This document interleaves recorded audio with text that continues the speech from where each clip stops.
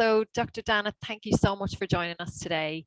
Obviously with Breast Cancer Awareness Month, this is a very important topic, obviously very topical at the moment. So we really appreciate you being with us today. Dr. Dana Haddad, hopefully I pronounced that correct. So you're a consultant diagnostic radiologist at HealthBay. So again, thanks so much for being with us, and for everybody joining the call today. Dr. Dana is happy to take some questions at the very end of the session. If you don't mind just popping them into the text box, and Dr. Dana will answer any questions at the end. So thanks so much, and I'll hand it over to you, Dr. Dana. Thank you so much, Catherine, and it's such an honor to be here. Really appreciate having me and letting me talk about something that I'm honestly very passionate about and really believe in. So as we all know, October is Breast Cancer Awareness Month. And I thought today we can just give an overview about just breast awareness, how to screen, how to just look after your health, and just give an example of what one person might go through if they get screened and if there's a finding, etc., just so that you have an idea, what the process looks like.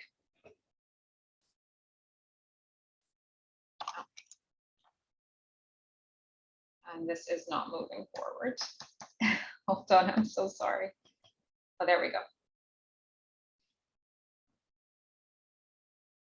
Okay, so at HealthBay and most breast imagers in the world, really our vision is to try to get to a world without breast cancer. And as Catherine said, my name is Dana Haddad. I'm head of department here at HealthBay Polyclinic, and really excited to be here.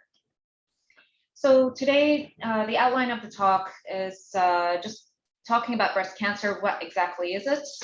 Some statistics just to make you aware of the enormity of the issue worldwide. Talk about some breast self-awareness, some screening modalities, and treatment, support, and resources. So what is breast cancer? So I want you all to just stop for a second and just think, when you hear the term breast cancer, what does it mean to you? Have you heard about it? Have you heard someone who has gone through a diagnosis of breast cancer? And I also wanted you to stop just for a second and think about, what do your breasts actually mean to you? I think most of us don't really think about this on a day-to-day basis, but if you really sit down to think about it, what do your breasts mean? Is it something that you really care about? Is it something that defines your femininity? And as you know, a lot of celebrities have actually gone through some breast cancer diagnoses and have actually been willing to share their story to the world. So on the left, you can see a Middle Eastern singer. Her name is Elisa, and she has been through a diagnosis of breast cancer. And on the right, you can see Angelina Jolie, who, as many of us know, has been diagnosed with the BRCA gene and underwent a mastectomy. So when we talk about breast cancer, it's a very simple concept. It's basically when a single cell has a genetic mutation and then undergoes uncontrollable growth in the breast. So it ends up displacing normal, healthy cells. And a cancer cell is basically uncontrolled growth plus a cell that doesn't function properly. And eventually it can get to uncontrolled growth to the point where it can go into the bloodstream, or it can go into the lymphatic system and might actually spread elsewhere. But when we talk about breast cancer, it's primary breast cancer. It's a single cell that ends up causing a mass or certain abnormalities within the breast. When we talk about the breast is an organ that's mainly composed of breast tissue and fat. So when we look at imaging, for example, for the breast, really what we're concentrating on are the lobules of the mammary gland, which is also equivalent to breast, and the lobules make breast milk.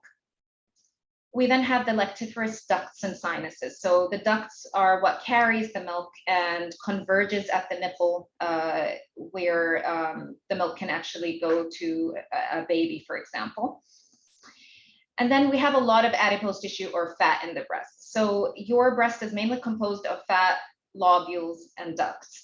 And then we have other components such as vessels and suspensor ligaments or Cooper's ligaments that keep everything together. So when we talk about breast cancer mainly arises from the ducts, which is the most common, and also can arise from the lobules, which is less common.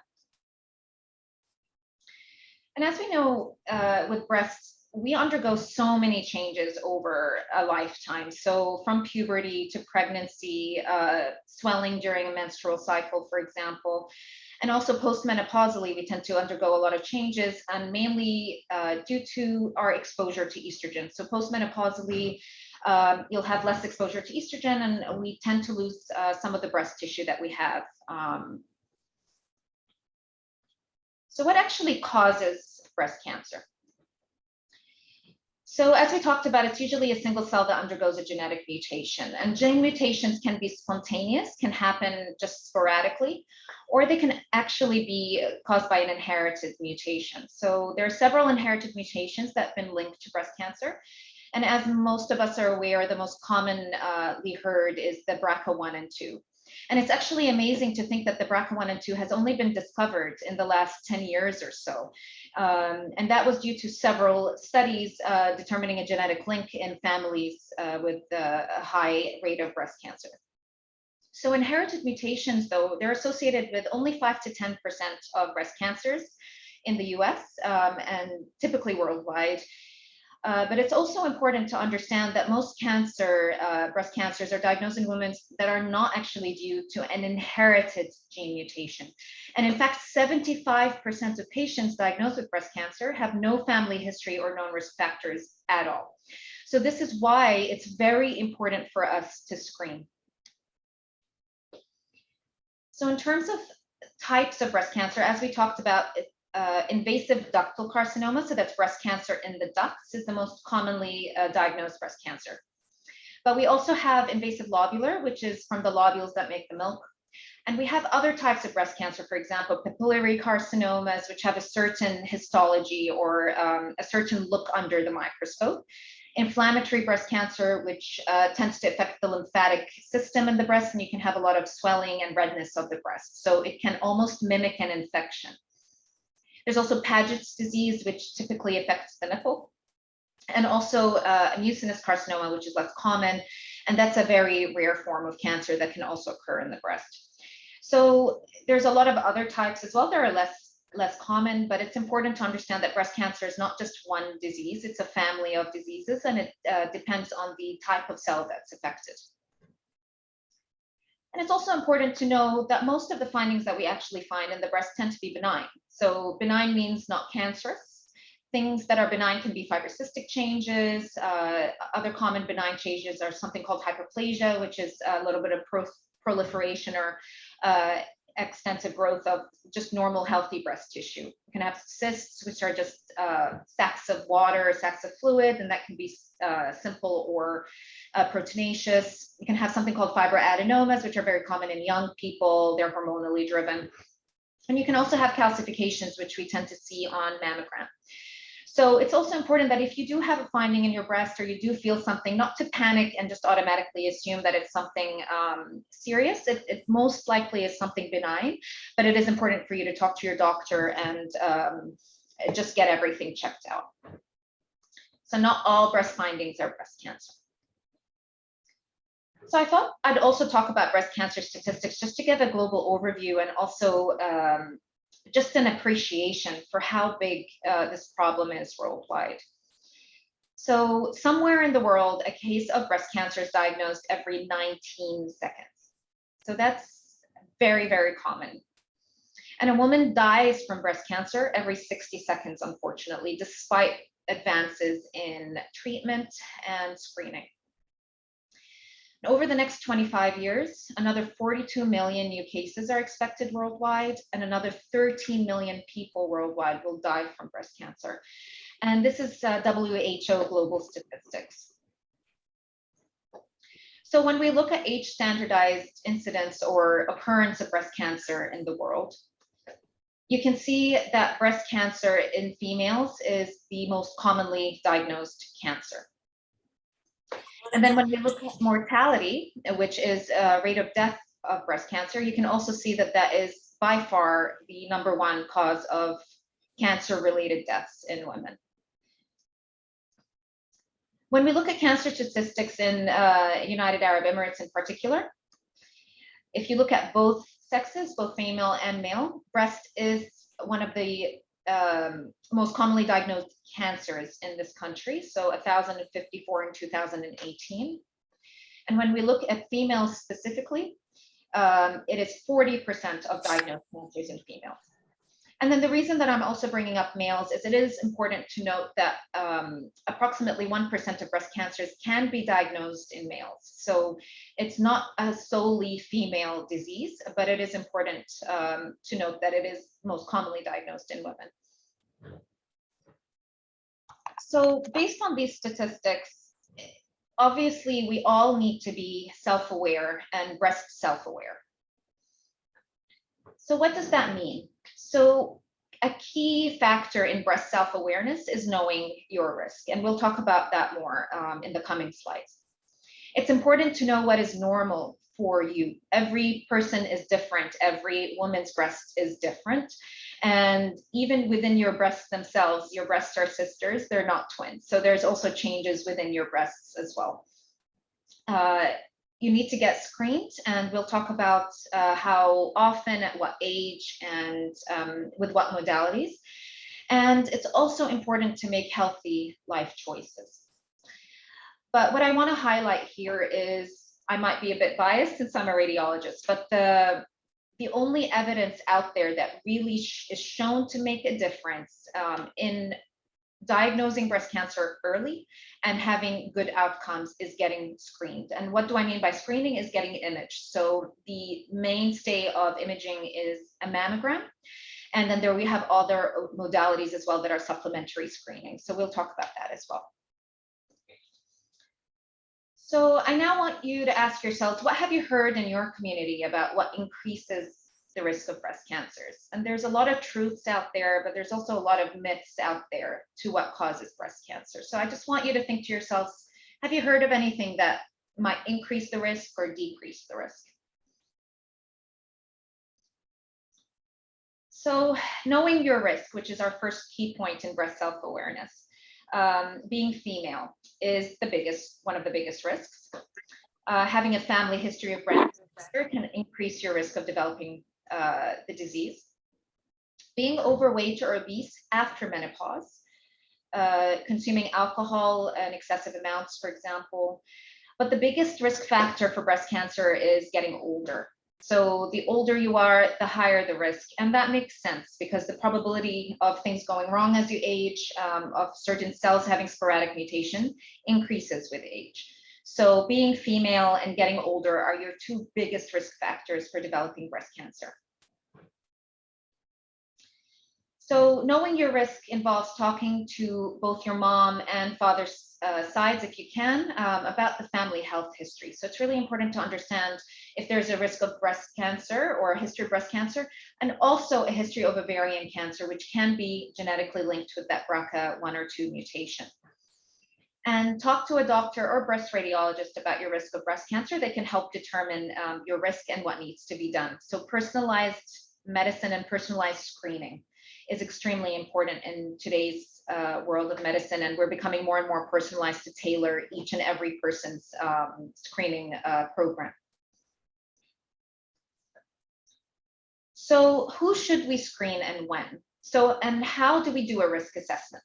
So I've spent actually a lot of time researching this area when I was doing my training in the States, and there are certain models that have been extensively studied over the last 20 years or so that take a lot of population data, seeing what may or may not increase your risk of breast cancer, and we make a mathematical model where we plug in all this data, and it gives us a number at the end of the day that helps us determine what your lifetime risk of developing breast cancer is.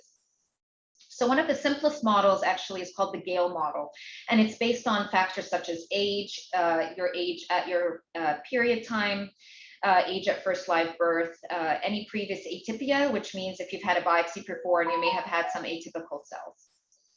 And anyone can actually Google the Gale model and go to the website, and you can actually determine your risk based on that short survey. However, a more comprehensive survey is called the Tyrer-Krusik model, also sometimes known as the IBIS model, and it incorporates race. It also incorporates now newer models with breast density and also your family history. So this is one software which we actually have here at HealthBay, and every woman that walks through the door will get a risk assessment before they get screened in order for us to tailor your screening program. And then there's another model called the BRCA Pro. So if you are diagnosed with having a BRCA gene mutation, certain alleles of the BRCA mutation can make you either more or less prone to developing breast cancer or developing ovarian cancer. So this is a very extensive model that's in the works right now and being developed. So talking about the software, you can see every woman that walks through the door here, for example, we're going to ask your age, when you had your first period, height, weight. We will also ask if you've had a child and when you had your first child, any biopsies or any atypical cells, if you're pre or postmenopausal. And as you can see, a lot of these questions have to do with your exposure to estrogen. So how early you were exposed and how long you were exposed to estrogen, which is one of the main drivers of breast cancer. We also look at your mammographic density, which is the amount of tissue that you have in your breast, and we'll talk a little bit about that in the next few slides. And then we take a comprehensive family history. So anyone who has breast or ovarian cancer, we plug all of this information in, and it gives us a very accurate assessment of what your lifetime risk of developing breast cancer can be. So mainly when you get a risk assessment, you might be placed into three different groups. So you're either low or average, which is a less than 15% lifetime risk of developing breast cancer. So just to give you an idea, the population risk is at 12.8%. So 1 in 8 women will develop breast cancer in their lifetime. And so if you're less than 15% lifetime risk, you're determined as low or average. If you're intermediate, if you have a 15% to 20% lifetime risk of developing breast cancer. And these women also include automatically a personal history of breast cancer, if you have a strong family history of breast cancer, but not necessarily have an inherited mutation that you know of, any previous atypia or atypical cells like we talked about. And something else that's really important to note, that if you have heterogeneously dense or extremely dense breast, which is the ratio of breast tissue compared to fat in your breast, then you're automatically in this intermediate zone. And the reason for this is pretty common sense. If you have more breast tissue compared to fat in your breasts, there's more likelihood that or probability that something can go wrong. And that has nothing to do with your weight or your cup size. It's basically the way you're born. And I'll show you some pictures of that as well. And then finally, we had the third group, which is high or more than 20% lifetime risk of developing breast cancer. So these are people with genetic mutations such as BRCA1 or 2. There's certain checkpoint mutations such as ATM. You have Cowden syndrome, Li-Fraumeni syndrome, which are very, very rare disorders. And if you have a first degree relative with the BRCA gene mutation, but you yourself haven't been tested or you don't want to be tested for various reasons, then we do consider you high risk until your genetic status is known. And also patients who may have had chest radiation, for example, for lymphoma when they were younger, can also be at increased risk of developing breast cancer because they have a external radiation towards the chest area that can also increase your risk of developing breast cancer when you're younger, just because external radiation on young tissue, the tissue is proliferating a lot faster than if you were in your 20s or 30s, and therefore it can increase your risk of developing breast cancer later in life.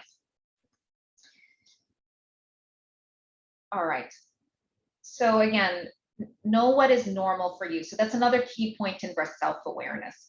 So know how your breasts look and feel, and it's okay and really important to look and feel your breasts, how they feel. Like they could be lumpy, bumpy, they could be smooth. And so it's important to check yourself once a month in the shower, which is usually what I recommend to my patients.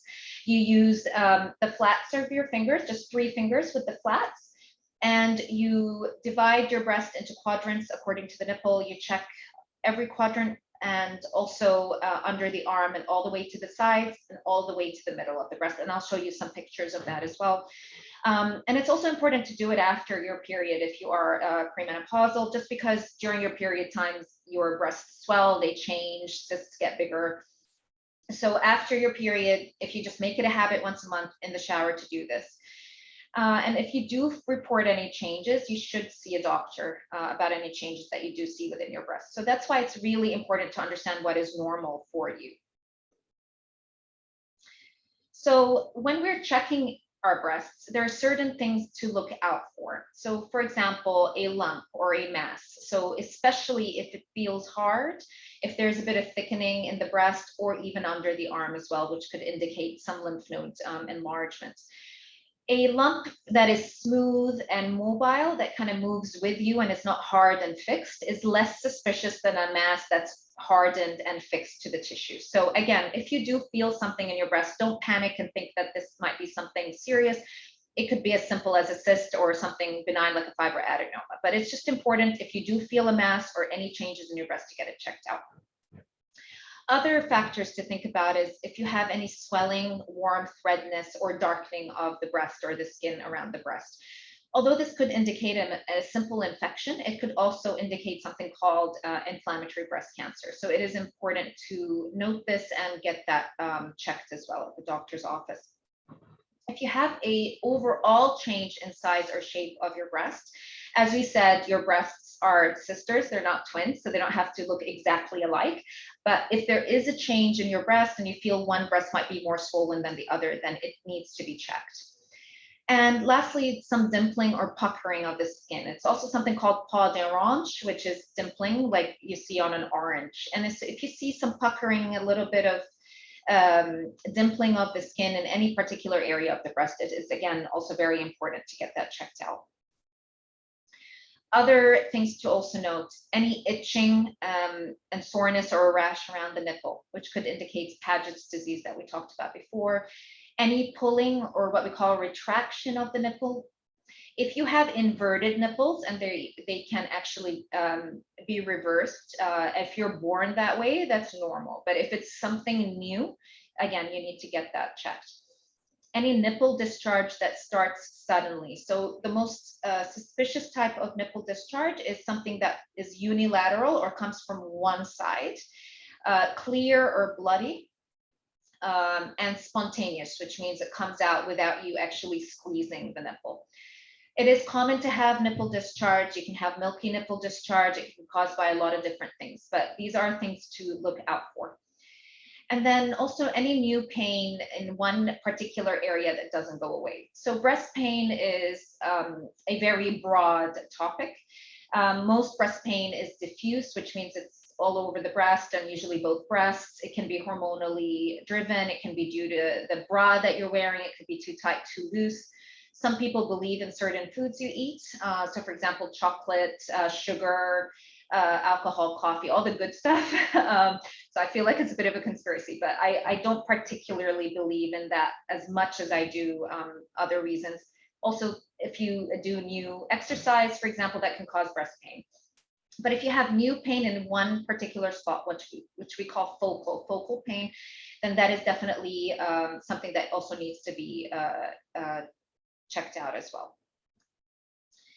So after all that, what can you do to actually try to reduce your risk of breast cancer as much as possible? So things you can do, which are in your control: maintain a healthy weight, add exercise to your routine, limit your alcohol intake, limit menopausal hormonal use. So obviously, if you have a lot of postmenopausal or perimenopausal symptoms, and these are really affecting your life, you should, under the guidance of a doctor, try to get help with that in the form of HRT or hormone replacement therapy. But if you can, try not to take them as much as possible, because again, you'd have exposure to hormones, exposure to estrogen, and that can actually increase your risk of breast cancer and uterine cancer as well.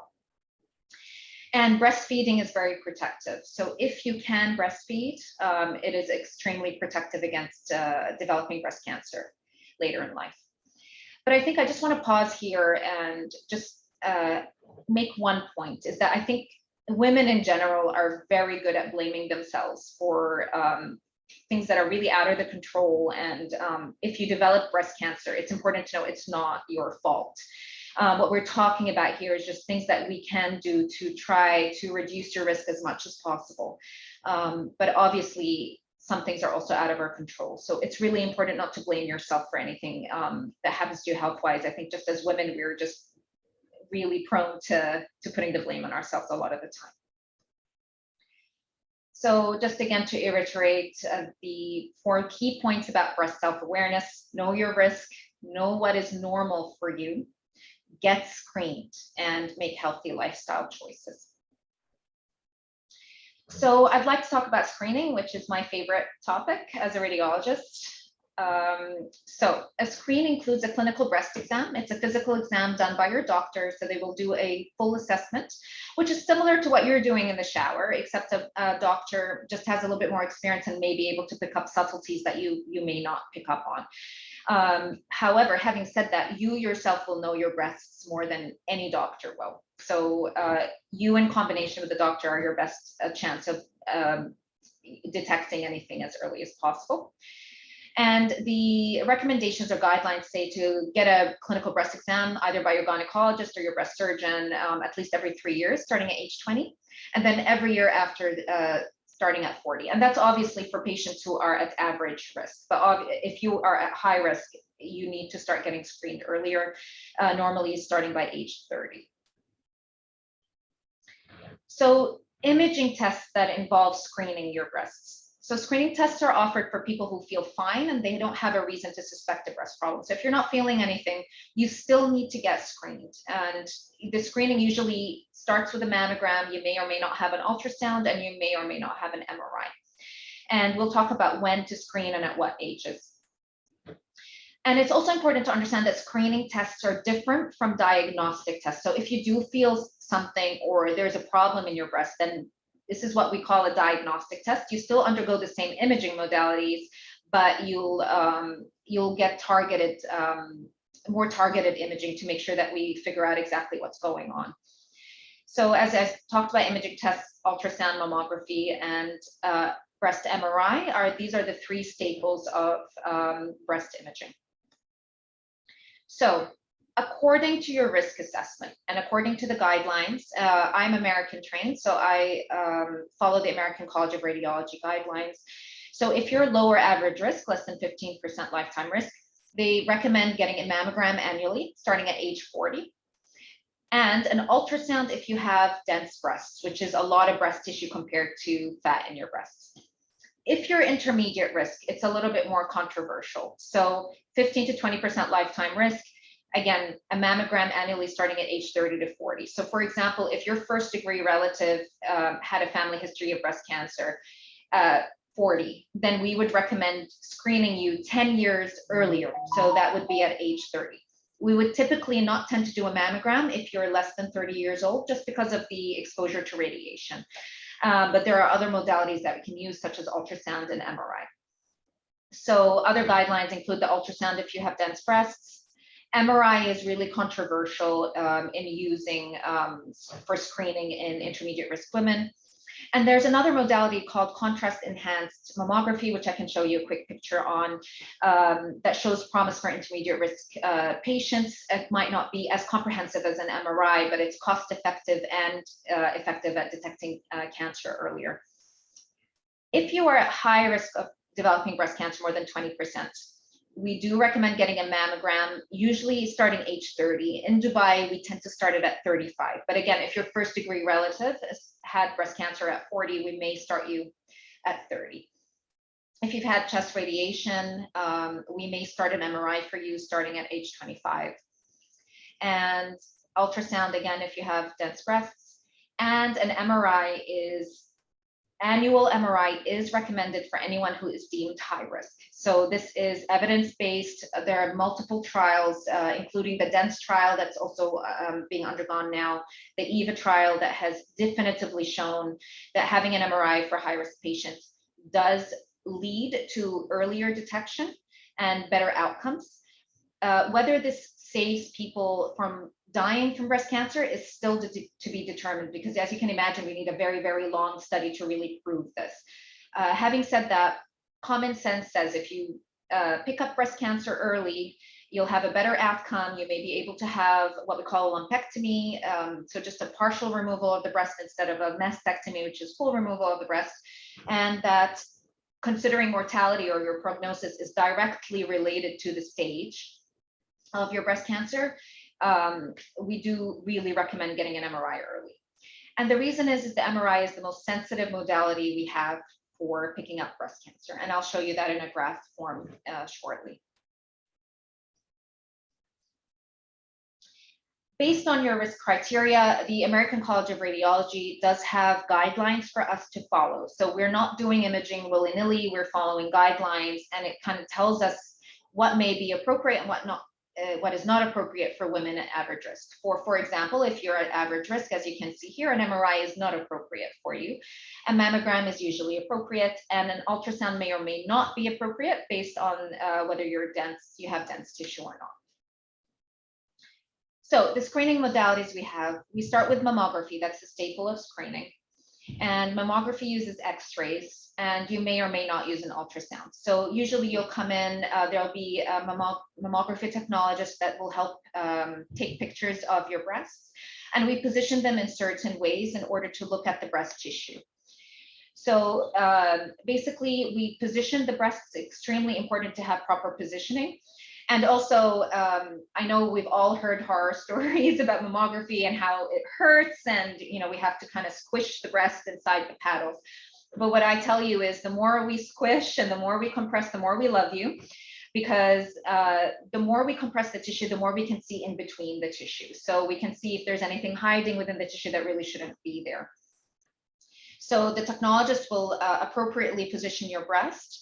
And we do two main views. So this is what we call a CC or craniocaudal view. So we take an image from the top of your breast, and this is how it looks like. So you can see the white stuff here in the image is all of the tissue, which is the lobules and your ducts, and the darker shadowing here is all the fat within your breast. So this patient would be considered a heterogeneously dense breast. So you can see there's quite a bit of breast tissue compared to fat in this patient's breast. And you can see that it's a little bit more difficult to see in between that tissue.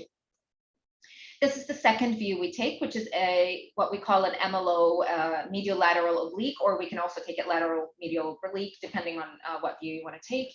And it's a side view. And as you can see, we try to take as much of the underarm tissue as we can, so we can see any lymph nodes that may be enlarged.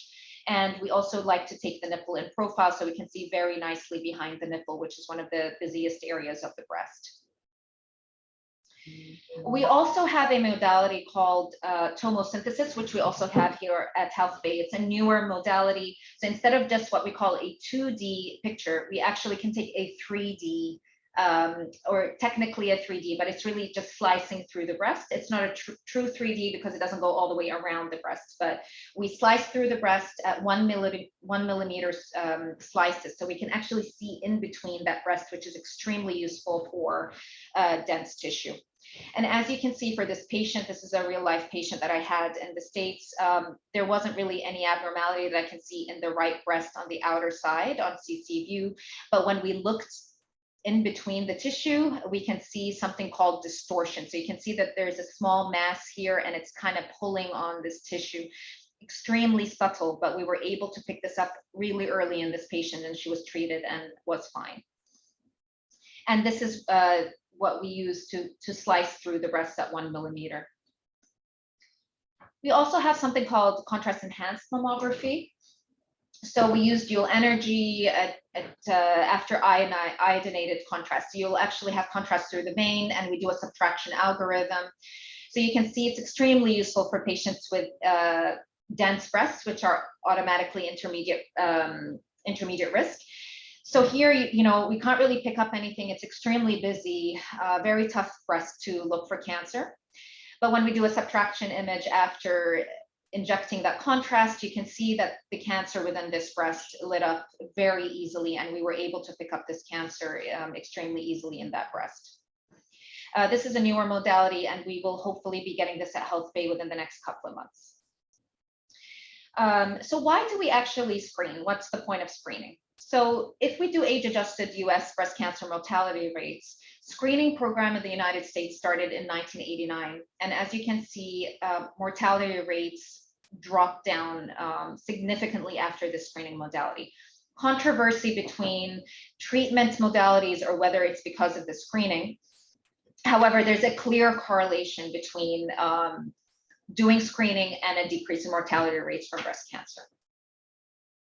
In fact, if you take all of the studies combined, there's a 42% reduction in breast cancer deaths when we started the screening program in the United States.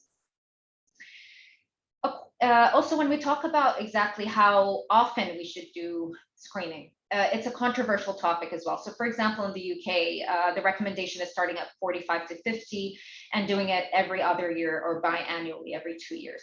In the States where I was trained, we tend to do it every year. Very controversial, very political. But if we actually do studies using a lot of modeling and a lot of population studies, if we take that recommendation every other year, we do save, there is a risk reduction in dying from breast cancer of about 23%, or what we call life years gained per 100,000 would be 11,000, which is a pretty significant number. If we do it yearly, starting 45 to 54, and then doing it every other year, which some countries also tend to do, we would save about 15,000 lives per 100,000. If you do it yearly, as we do it in the States, and we start at 40 and we end at 84, then we have a almost 19,000 life years gained per 100,000. So you can see that the most effective way of reducing mortality from breast cancer is yearly screening starting at age 40. The starting age as well is controversial. Some people say 40, some people say 45, some people say 50. Again, it depends on your risk level, and it also depends on your race. So for example, African Americans tend to have breast cancer at earlier ages, and it's extremely aggressive. So starting screening in African American women at 50 is just not, it's not feasible. Another part to this is we're seeing breast cancers happening younger and younger every year. Again, is this because of the screening and the fact that we're screening earlier? It's a little bit of lead time bias, difficult to say. But the data is clear. If you do it every other year, starting at age 40, if you're average risk, it's the most effective method to screen women. What about the radiation dose? So you may be concerned about the level of x-rays. In fact, you're getting x-rays every year. But it's important to note that the radiation dose from mammogram is quite small. It's equivalent to about 10 days worth of background radiation. So when you're just walking around in the sun, we're all getting radiation. It's also equivalent to a one-way flight, 3 hours in duration. So when you're flying, you're closer to the sun, so the level of radiation that you're getting is a little bit higher. So as you can see, the level of radiation that you get from a mammogram is extremely small. And there's absolutely no evidence to suggest that the radiation dose from mammography can cause cancer. We've been talking a lot about density, so this is finally a picture about density. So as you can see from this chart, most of us, so 50% of us, sorry, are what we call either fatty or scattered, which means you have scattered amounts of breast tissue within your breast. And 50% of us are born with heterogeneously dense or dense tissue. So this goes back again to all the different modalities that we might need. If you're scattered or fatty, you may or may not need an ultrasound depending on our findings. But if you're heterogeneously dense or dense, then an ultrasound is extremely useful in these women, just in case we can't see, as I talked about, in between that tissue. And who actually really drove this concept of breast density? So there is a patient called Nancy Capello. She's actually a PhD, Dr. Nancy Capello. She actually lived in Connecticut. And unfortunately, Dr. Capello had her mammogram without an ultrasound. She had dense breasts, and they missed her breast cancer on mammogram because of her dense breast. They couldn't see in between that tissue. So a few months later, she found the breast cancer. She had an ultrasound and a biopsy and was diagnosed. So she was an extremely strong figure in the United States at driving this concept of density and the fact that women should be informed that they have dense tissue, and that they may need additional screening modalities. So the next time you get screened, ask what your breast density is and whether you might need an ultrasound. So she started this foundation. It's become now a legal requirement in most United States, different states, to actually inform women on their mammogram whether they have dense tissue or not. And in HealthBay, we also do include this in your report, so you will know on your report whether you have dense tissue or not. And usually I also like to explain to patients if they do or not. So talking about breast ultrasound, I'm going to have to go a little bit faster here just to get through all these slides. So breast ultrasound uses sound waves, and we can make images of the breast, and it's usually used in younger women or in addition to the mammogram. So just want to show you a few pictures here. These are all real cases that I had while I was training in the United States. And for example, we had a 49-year-old woman. She had breast cancer on the left, and she had a removal or a mastectomy. And then she presented for screening of the right breast. So you can see she's heterogeneously dense, very difficult to see any changes here. However, when we did an ultrasound, we did pick up a cancer at the 12 o'clock axis of her right breast. So shows you how important ultrasound can be in picking up cancers early. And then we can also do an MRI. So as we talked about, MRI is really useful for high-risk patients and also patients with dense breasts. And it uses magnetic resonance imaging or magnetic fields. So this is not radiation, this is just magnetic fields in order to develop a picture of the soft tissue in the breast. So again, we usually do it for high-risk women, patients with BRCA mutations, first-degree relatives that don't want to know their status, or if you've had radiation to the chest. So there's another case that I had, a 42-year-old woman with a positive history in a premenopausal sister. So she has a strong family history. So we did her mammogram, and as you can see, she again has heterogeneously dense breast. She has a strong family history of breast cancer. So we went ahead and did an MRI, and as you can see in her left breast, this is the left breast, this is the right breast, this is the heart. You can see that she did have a small enhancing cancer in the inner side of her breast. So we did not pick this up on mammogram, but we were able to see it on the MRI. So this is the EVA trial, and just to give you a visual concept, if you do a mammogram, we pick up about 4 to 5 cancers in 1,000 on screening. So we're not talking about patients who have symptoms, but if you're just purely screening, we pick up about 4 to 5 in 1,000. If you add ultrasound, we'll pick up about 7 to 8. It's not on this chart. If we pick up the tomosynthesis, which is that 3D mammogram I'm talking about, we pick up about 10 in 1,000. But if you add MRI, we pick up around 15 to 16 per 1,000. So MRI really is the most sensitive modality we have to pick up breast cancer. So if you have a finding, then you'll undergo what we call a biopsy.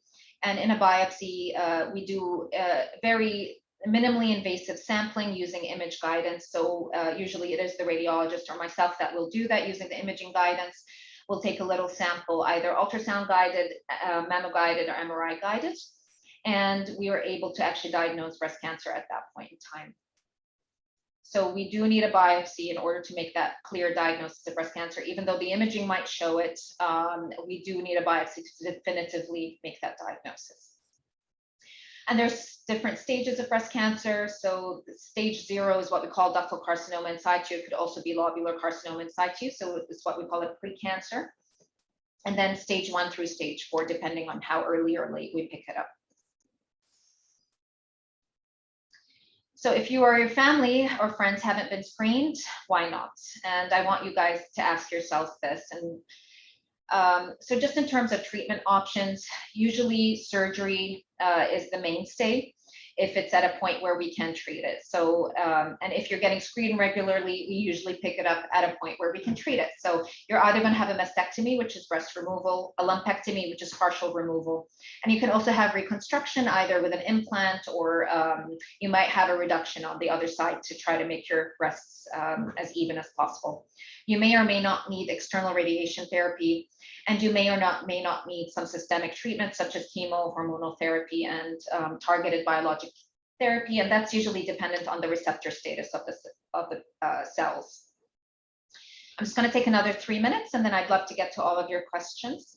just important to know that there is a continuum of care model for patients who undergo any form of screening for the breasts. So if you have screening and it's abnormal and you get a diagnosis of breast cancer, you undergo treatment, you undergo follow-up care, and then if everything's okay, you go back into the screening pool.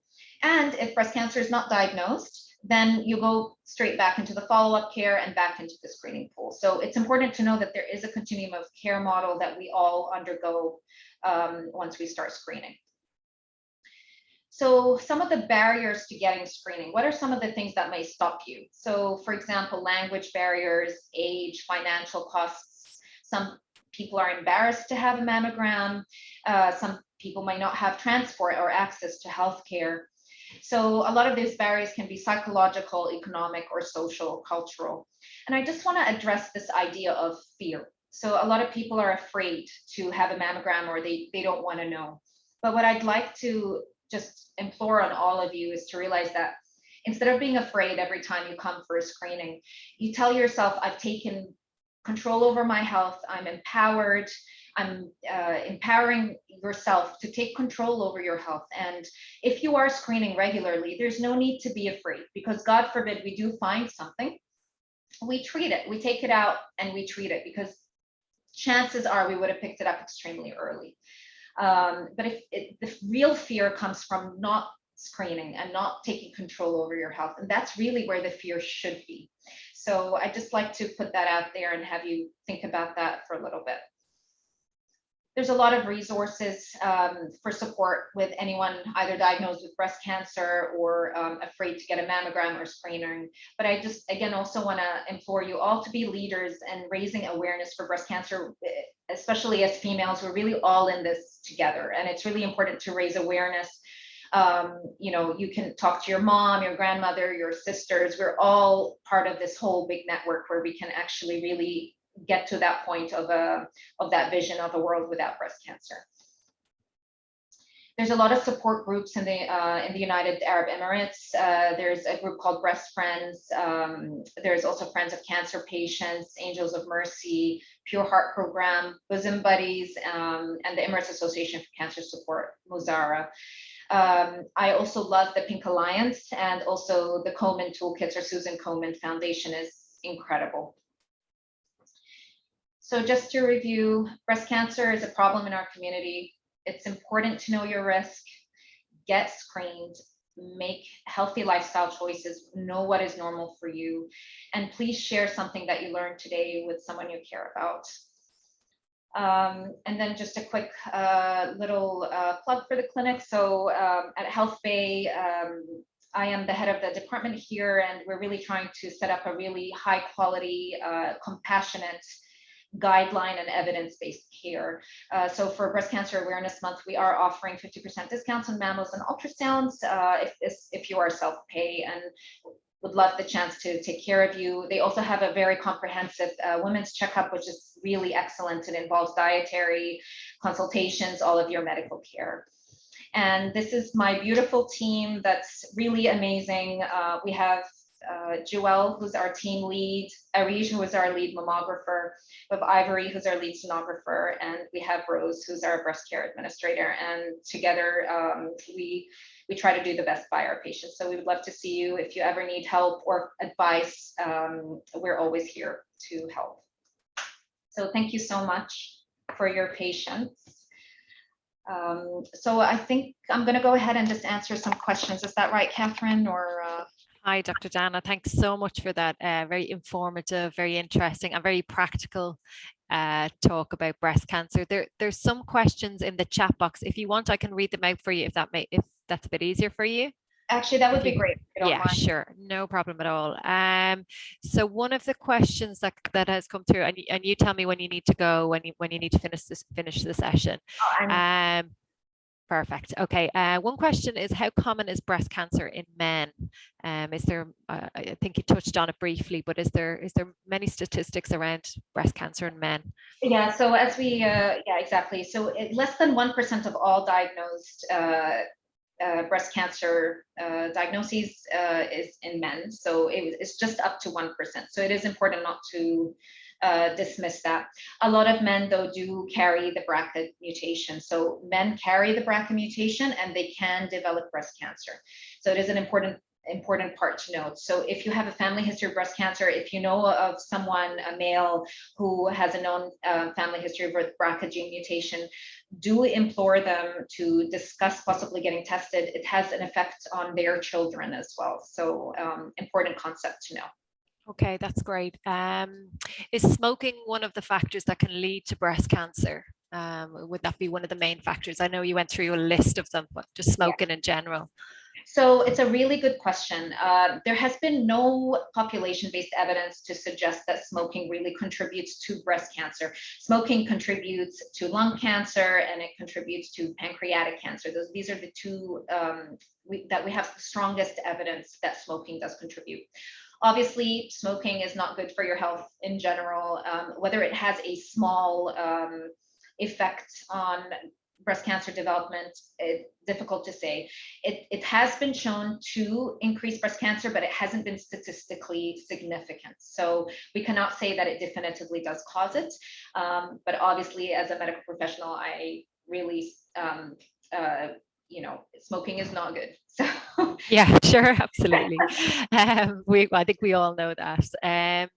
One of the questions, Dr. Dana, is around the importance of your diet and nutrition. So I think, I think like all concerns we have with our health, diet and nutrition is always a query. Absolutely.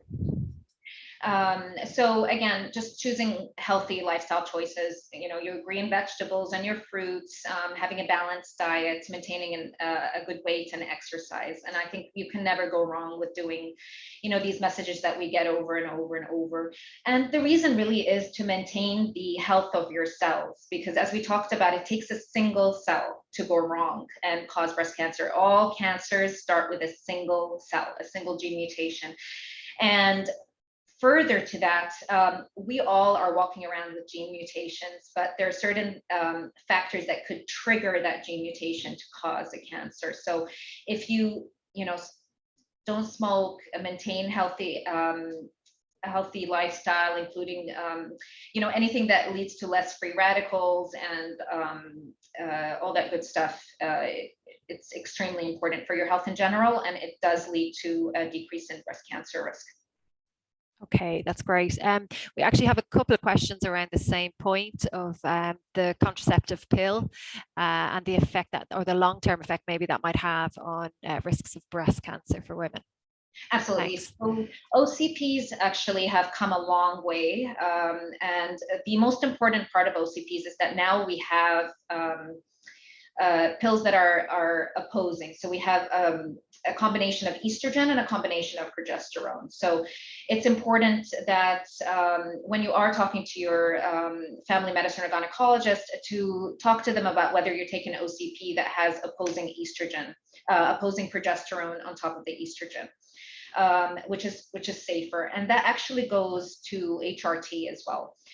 When we're younger, though, there has been no direct evidence linking OCPs to breast cancer. However, postmenopausally, in combination of older age plus extra exposure to estrogen, if you're taking HRT, there's been definitive evidence to show that that does increase your risk of breast cancer and uterine cancer. Again, using opposing estrogen and progesterone hormonal replacement therapy in menopause is safer than using unopposed estrogen.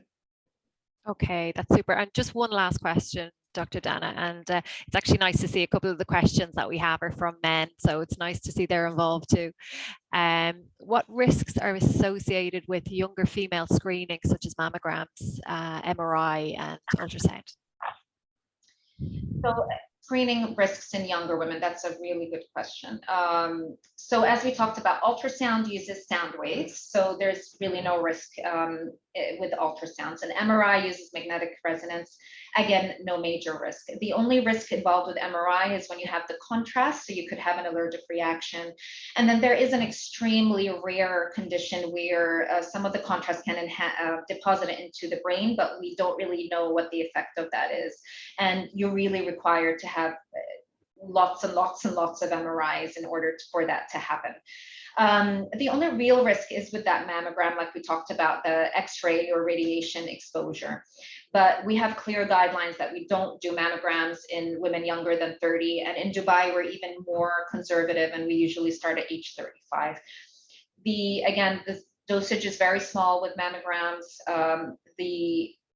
When people undergo radiation treatment, for example, for Hodgkin's lymphoma or breast cancer, we're talking a 50,000 time dosage, and they're still okay. So we have a very, very small, there's actually no direct evidence to suggest that any of the screening modalities causes any risk, especially in younger women.